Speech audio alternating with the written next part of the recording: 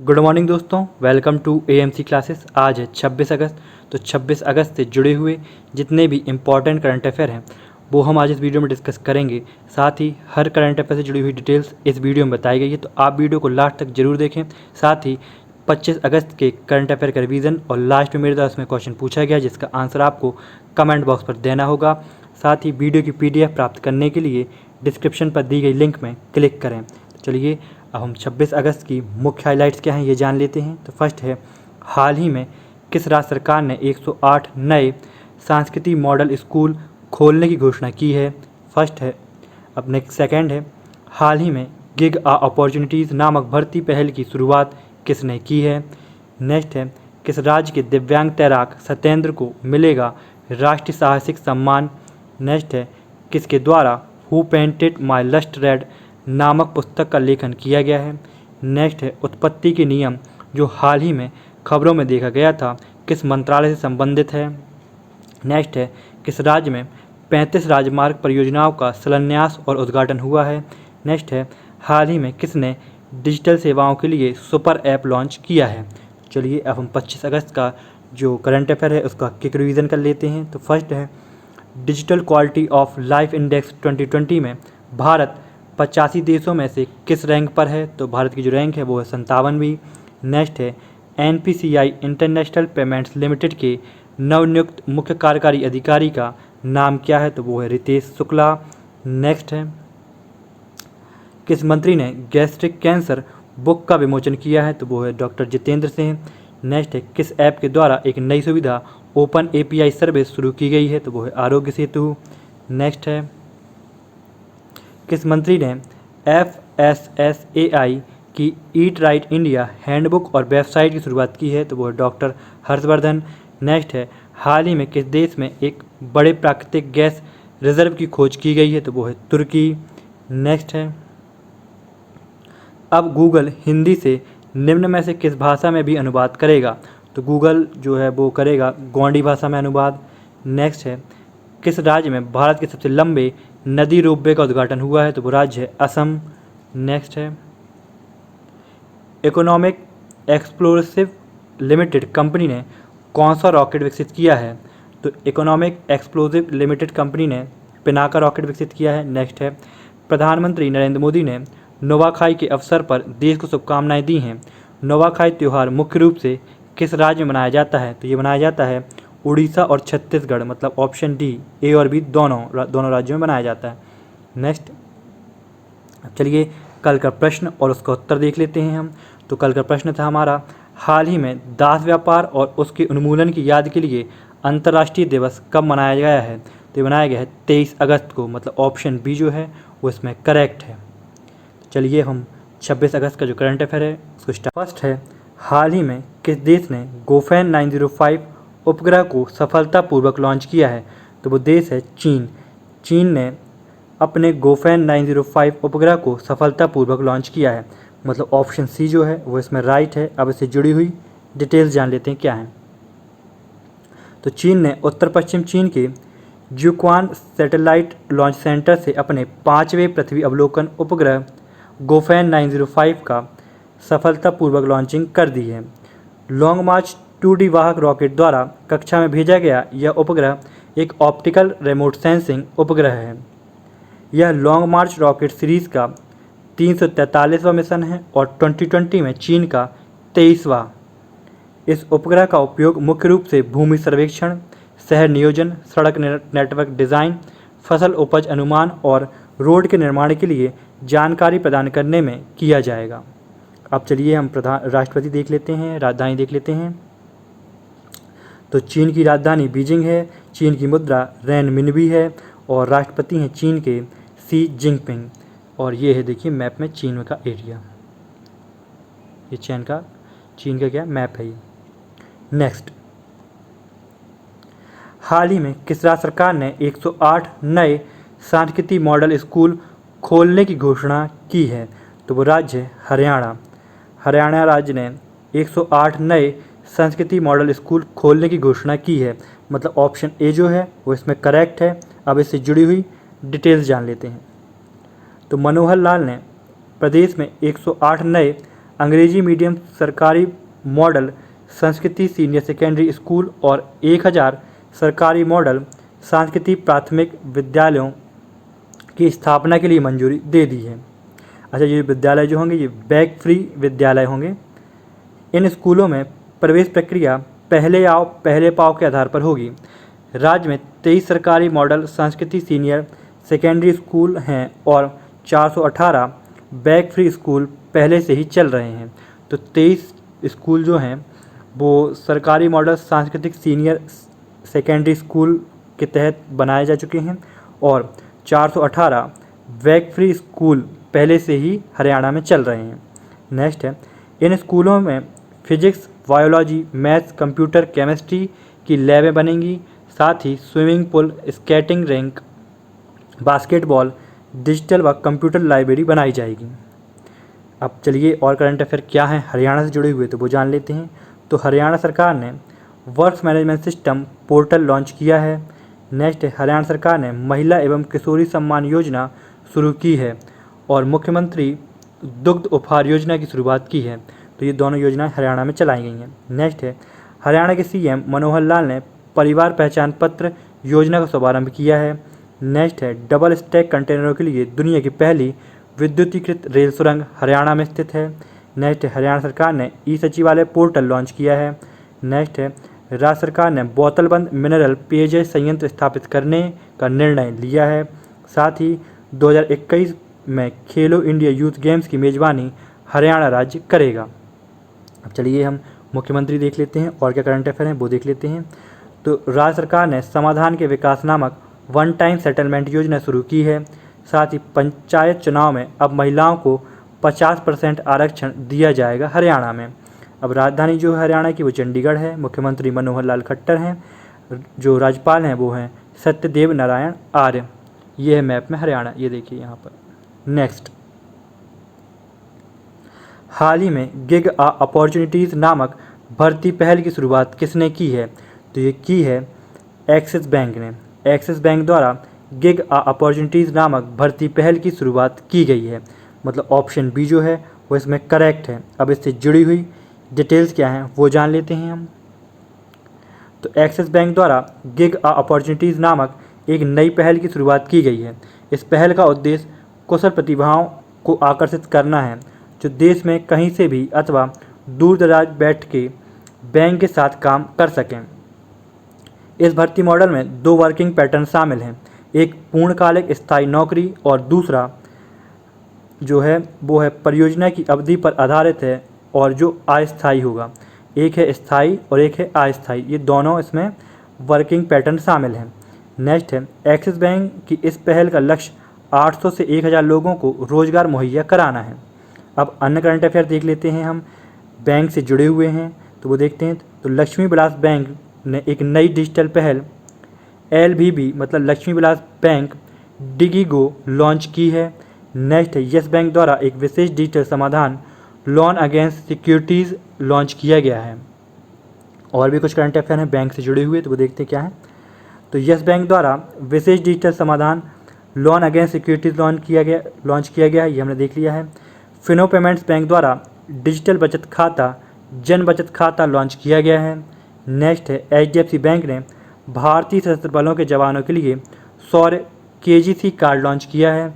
Next है, Punjab national bank ने digital अपनाए नामक एक अभियान का शुभारंभ किया है। नेक्स्ट है, भारतीय रिजर्व बैंक ने पॉजिटिव पे सुविधा शुरू करने की घोषणा की है।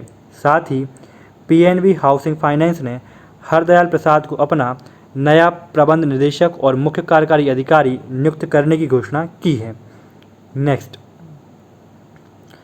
किस राज्य के दिव्यांग तैराक सत्येंद्र को मिलेगा राष्ट्रीय साहसिक सम्मान? तो वो हैं मध्य प्रदेश के दिव्यांग तैराक सत्येंद्र को राष्ट्रीय साहसिक सम्मान मिलेगा। मतलब ऑप्शन बी जो है वो इसमें करेक्ट है। अब इससे जुड़ी हुई डिटेल्स जान लेते हैं क्या हैं। तो मध्य प्रदेश के दिव्यांग तैराक सत्येंद्र को राष्ट्रीय साहसिक सम्मान 2020 दिया जाएगा। पहली बार यह सम्मान किसी दिव्यांग को दिया जा रहा है। तो याद रखिए यह सम्मान जो है वो पहली बार किसी दिव्यांग को दिया जा रहा है। सत्येंद्र ने पिछले साल अमेरिका में 42 किलोमीटर का कैटिलिना चैनल 11.34 घंटे में तैरकर पार करने वाले पहले एशियाई दिव्यांग तैराक बने थे। तो उन्होंने क्या किया था, अमेरिका के जो 42 किलोमीटर का कैटलीना चैनल है उसको 11.34 घंटे में तैरकर पार किया था और ये पहले एशियाई दिव्यांग तैराक बने थे।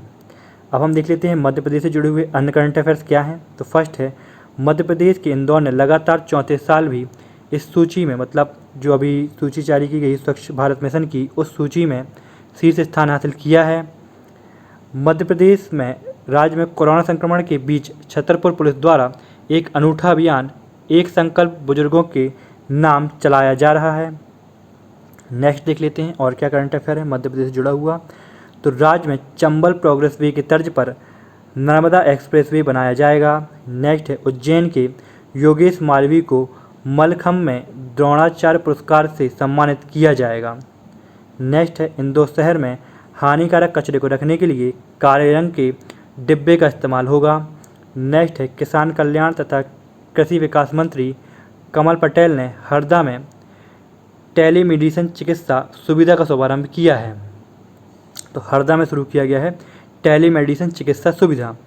नेक्स्ट है, विजयपुर जिला शिवपुर क्षेत्र में छिमछिमा हनुमान मंदिर पर हर साल लगने वाले मेले को स्थगित कर दिया गया है। नेक्स्ट है, मालनपुर में प्रदेश का दूसरा सैनिक स्कूल बनेगा। मध्य प्रदेश का दूसरा सैनिक स्कूल होगा। अभी प्रदेश में रीवा में है पहला सैनिक स्कूल। साथ ही केंद्रीय कृषि और किसान कल्याण मंत्री नरेंद्र सिंह तोमर जी का संबंध भिंड मुरैना जिले से है। अब हम देख लेते हैं राज्यपाल। तो मध्य प्रदेश की राज्यपाल हैं आनंदीबेन पटेल, राजधानी है भोपाल, मुख्यमंत्री हैं शिवराज सिंह चौहान। नेक्स्ट, किसके द्वारा who painted my lust red नामक पुस्तक का लेखन किया गया है?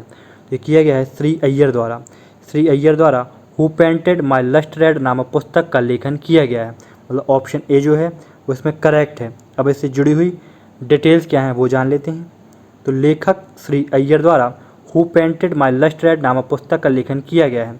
यह किताब जब बॉलीवुड क्रिकेट से मिलता है तो राजनेताओं से मिलता है पर आधारित है।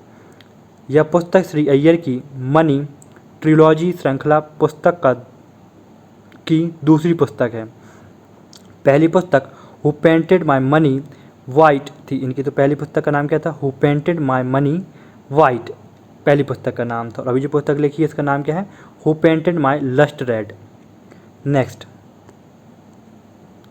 उत्पत्ति के नियम जो हाल ही में खबरों में देखा गया था किस मंत्रालय से संबंधित है? तो ये वित्त मंत्रालय से संबंधित है उत्पत्ति के नियम। मतलब ऑप्शन डी जो है वो इसमें करेक्ट है। अब इससे जुड़ी हुई डिटेल्स जान लेते हैं हम क्या है। तो राजस्व विभाग वित्त मंत्रालय ने सीमा शुल्क व्यापार समझौते के तहत उत्पत्ति के नियमों का प्रशासन नियम 2020 को अधिसूचित किया है। सरकार द्वारा हाल ही में उत्पत्ति के नियम के प्रावधानों को लागू करने के मानदंड जारी किए गए हैं।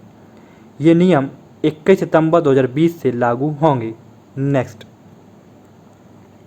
किस राज्य में 35 राजमार्ग परियोजनाओं का शिलान्यास और उद्घाटन हुआ है? तो राज्य मध्य प्रदेश। मध्य प्रदेश राज्य में 35 राजमार्ग परियोजनाओं का शिलान्यास और उद्घाटन हुआ है। मतलब ऑप्शन ए जो है वो करेक्ट है। अब इससे जुड़ी हुई डिटेल्स जान लेते हैं क्या है। तो केंद्रीय सड़क परिवहन राजमार्ग और सूक्ष्म लघु और मध्यम उद्यम मंत्री श्री नितिन गडकरी ने 25 अगस्त 2020 को मध्य प्रदेश में 35 राजमार्ग परियोजनाओं का शिलान्यास और उद्घाटन किया है। इन परियोजनाओं के उद्घाटन और शिलान्यास के तहत 1139 किलोमीटर लंबी सड़क शामिल है, जिस पर 9,400 करोड़ रुपए से अधिक की लागत मूल्य निर्धारित की गई है। मध्य प्रदेश विकास मार्ग प्रशस्त करने हेतु ये सड़क राज्य में बेहतर संपर्क सुविधा और आर्थिक विकास को आगे बढ़ाएगी। नेक्स्ट, किस सेना प्रमुख ने माई IAF मोबाइल ऐप का शुभारंभ किया है?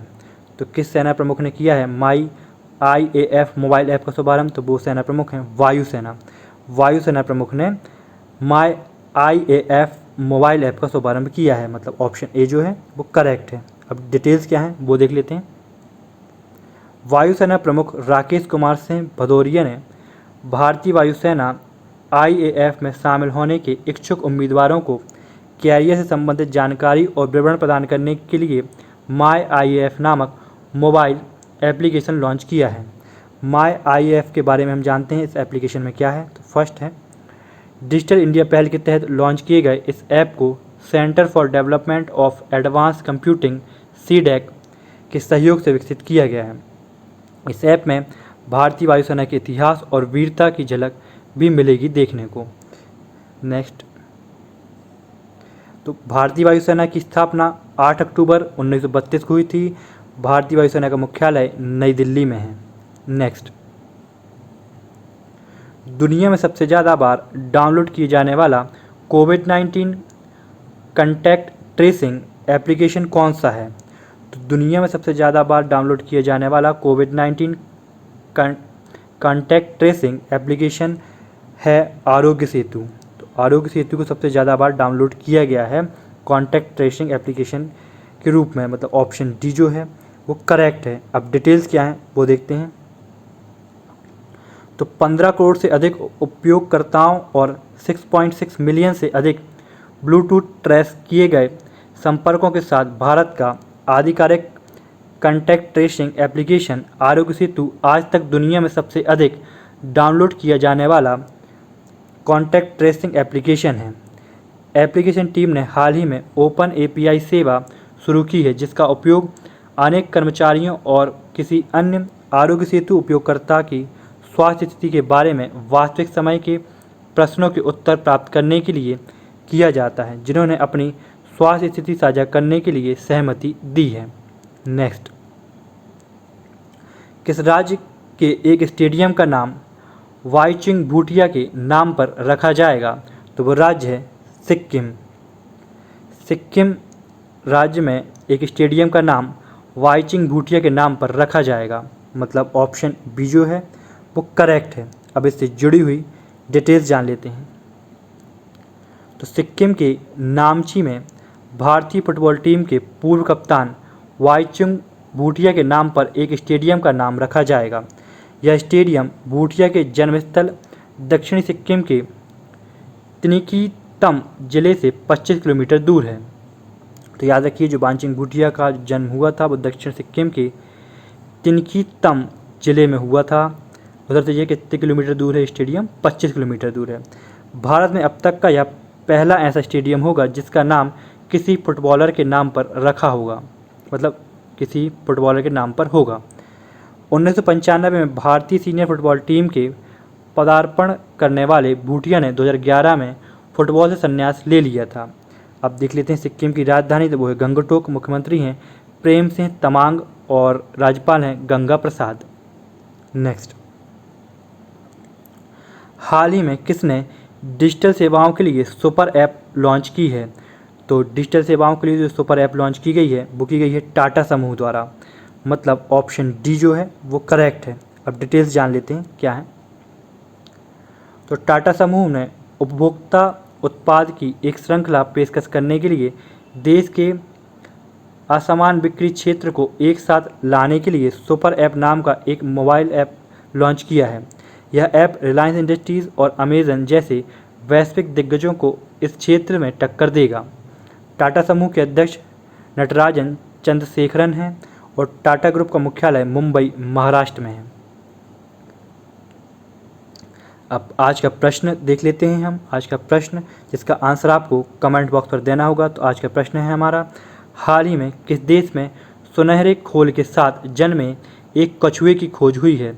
मतलब सुनहरे खोल की बात करें तो उसकी जो पीठ होती है वो सुनहरी है। तो ये किस देश में सुनहरे खोल के साथ जन्मे कछुए की खोज हुई है, ये आपको बताना है। तो आप कमेंट बॉक्स पर आंसर देके हमें बताएंगे। दोस्तों, जय हिंद, जय भारत।